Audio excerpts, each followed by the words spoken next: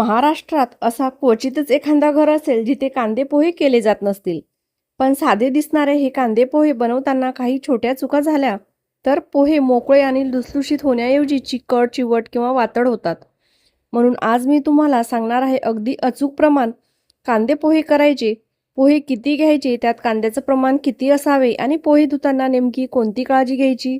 आणि नाश्ता सेंटरमध्ये पोहे 4-5 तास मऊ, लुसलुशीत आणि मोकळे कसे राहतात यामागच्या छोट्या छोट्या टिप्स नेमक्या कोणत्या आहेत हेही आजच्या व्हिडिओमध्ये आपण पाहणार आहोत.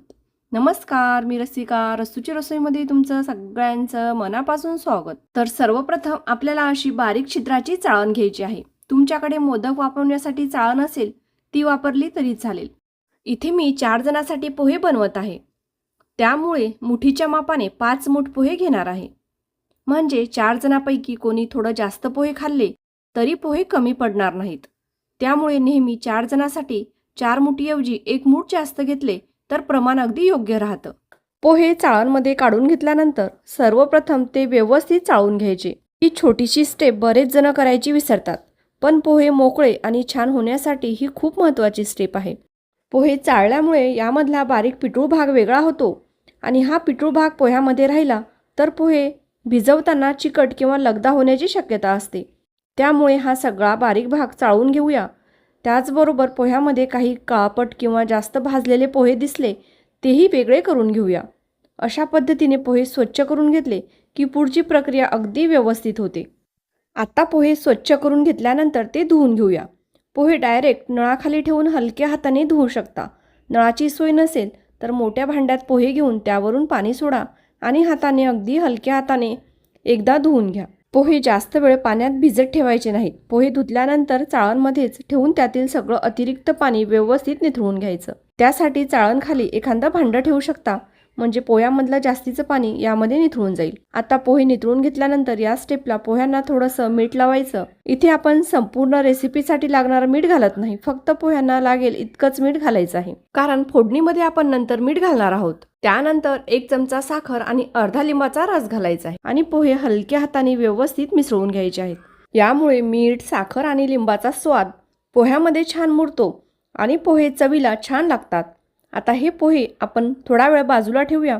तोपर्यंत फोडणीची तयारी करून घेऊया. फोडणीसाठी इथे मी गॅसवर जाड तळाची कढई ठेवली आहे आणि त्यामध्ये फक्त 2 चमचे तेल घातलं आहे. तेल गरम झालं की यामध्ये 1 छोटी वाटी शेंगदाणे घालून ते छान कुरकुरीत होईपर्यंत तळून घ्यायचे आहेत. बऱ्याच जणी पोहे नरम होण्यासाठी यामध्ये भरपूर तेल घालतात, पण इथे मी फक्त 2 चमचे तेल घातलं आहे. तुम्हाला वाटत असेल मग एवढ्या कमी तेलामध्ये पोहे मऊ लुसलुशीत कसे होणार, त्याची एक छोटीशी सिक्रेट ट्रिक आपण पुढे पाहणार आहोत. शेंगदाणे छान कुरकुरीत तळून झाले की ते एका डिशमध्ये काढून बाजूला ठेवायचे. आता याच तेलामध्ये 1 चमचा मोहरी आणि 1 चमचा जिरं घालायचं. मोहरी जिरं छान तडतडलं की यामध्ये बारीक चिरलेल्या हिरव्या मिरच्या घालायच्या आहेत. इथे मी 4 तिखट हिरव्या मिरच्या बारीक कापून घेतल्या आहेत. या तिखट हिरव्या मिरचीमुळे पोह्यांना छान तिखटपणा येतो आणि त्याचा स्वादही अजून खुलून येतो. तुम्हाला तिखट कमी आवडत असेल तर मिरचीचं प्रमाण तुम्ही तुमच्या आवडीनुसार कमी जास्त करू शकता. मिरची तेलामध्ये घातल्यानंतर लगेचच यामध्ये थोडंसं मीठ घालायचं. त्यामुळे एखादी मिरची चुकून दाताखाली आली तरी तिचा तिखटपणा थोडा कमी जाणवतो. त्यानंतर इथे मी मध्यम आकाराचे 3 कांदे बारीक चिरून घेतले आहेत.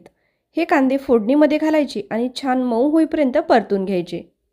कांद्याचं प्रमाण खूप कमी ठेवायचं नाही, कारण कांद्यामधला नैसर्गिक ओलावा पोह्यांना मऊ राहण्यास मदत करतो. त्यामुळे कांद्याचं प्रमाण योग्य असणं कांदे पोह्यासाठी खूप महत्त्वाचं आहे. कांदा घातल्यानंतर तो जास्त लाल किंवा ब्राऊन करायचा नाही. कांदा फक्त छान मऊ आणि पारदर्शक होईपर्यंत परतून घ्यायचा. कांदा मऊ झाला की त्यामध्ये कढीपत्ता घालून तोही छान परतून घ्यायचा. कढीपत्ता सुरुवातीलाच फोडणीत घातला तर तो जास्त परतला जाऊन त्याचा रंग बदलू शकतो, पण कांदा मऊ झाल्यानंतर कढीपत्ता घातला की फक्त थोडासा परतून घेतला तर त्याचा हिरवागार रंग छान टिकून राहतो. त्यामुळे पोह्यामध्ये कढीपत्ता दिसायलाही खूप सुंदर दिसतो आणि त्याचा छान सुगंधही पोह्यामध्ये येतो. आता यामध्ये आपल्याला पाव चमचा हळद घालायची आहे आणि अगदी थोडंसं हिंग घालायचं आहे. हळद जास्त प्रमाणात घालायची नाही, कारण पोहे खूप पिवळसर झाले तर ते दिसायला आणि चवीला तितके छान वाटत नाहीत. त्यामुळे छोट्या चमचाने पाव चमचा हळद अगदी योग्य प्रमाण राहते. ही फोडणी एकदा छान परतून घ्यायची.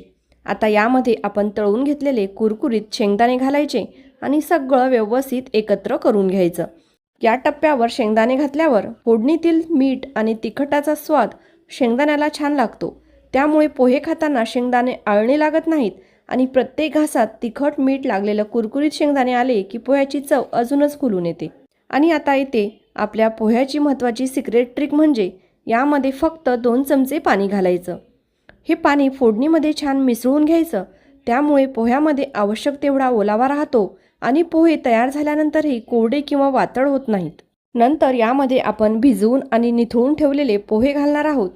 पोहे घातल्यानंतर ते अगदी हलक्या हाताने फोडणीमध्ये एकत्र करून घ्यायचे. या छोट्याशा ट्रिकमुळे पोहे छान मऊ, लुसलुशीत आणि मोकळे तयार होतात. खाताना पोहे कोरडे किंवा घशाला अडकणारे वाटत नाहीत, तर अगदी सॉफ्ट आणि चविष्ट लागतात आणि अगदी हे पोहे 5 ते 6 तास मऊ राहतात. इथे मी तुम्हाला एक महत्त्वाची टिप सांगू इच्छिते.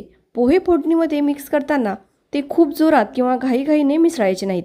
असं केल्यामुळे पोहे तुटू शकतात आणि त्याचा मोकळेपणा कमी होतो. त्यामुळे पोहे नेहमी हलक्या हाताने आणि अलगद मिक्स करून घ्यायचे, म्हणजे पोहे छान मोकळे राहतात आणि दिसायलाही सुंदर दिसतात. तुम्ही पाहू शकता पोह्यांना किती सुंदर रंग आला आहे. शेवटी यामध्ये बारीक चिरलेली हिरवीगार कोथिंबीर घालून एकदा हलक्या हाताने मिक्स करून घेऊया. बघा, आपले मस्त मोकळे, मऊ आणि लुसलुशीत कांदे पोहे अगदी तयार आहेत. आता गरमागरम पोहे सर्व करूया. वरून तुम्हाला आवडत असेल तर थोडी बारीक शेव किंवा ओल्या नारळाचा किस घालू शकता. त्यावर थोडासा ताजा लिंबाचा रस पिळायचा आणि मऊ लुसलुशीत पोहे, कुरकुरीत शेंगदाणे आणि वरून लिंबाचा छान स्वाद. मग काय, अशा मस्त कांदे पोह्याचा गरमागरम आस्वाद घ्यायचा. तर आजच्या पद्धतीने तुम्ही कांदे पोहे एकदा नक्कीच करून बघा. पोहे चाळून घेण्यापासून ते योग्य प्रमाणात कांदा वापरणं, कमी तेलात फोडणी करणं आणि शेवटी ही छोटीशी पाण्याची सिक्रेट ट्रिक, या सगळ्या गोष्टी लक्षात ठेवल्या तर पोहे छान मऊ, लुसलुशीत आणि मोकळे तयार होतील. तुम्हीही ही पद्धत नक्कीच करून बघा. पोहे कसे होतात कमेंटमध्ये नक्कीच कळवा. रेसिपी आवडली असेल तर व्हिडिओला एक लाईक करा आणि तुमच्या मित्रमैत्रिणी, नातेवाईकांसोबत हा व्हिडिओ नक्कीच शेअर करा. अशा साध्या, सोप्या आणि उपयोगी रेसिपी पाहण्यासाठी माझ्या चॅनलला सबस्क्राईब करायला विसरू नका. पुन्हा भेटूया अशाच एका नवीन आणि स्वादिष्ट रेसिपीसोबत. तोपर्यंत धन्यवाद.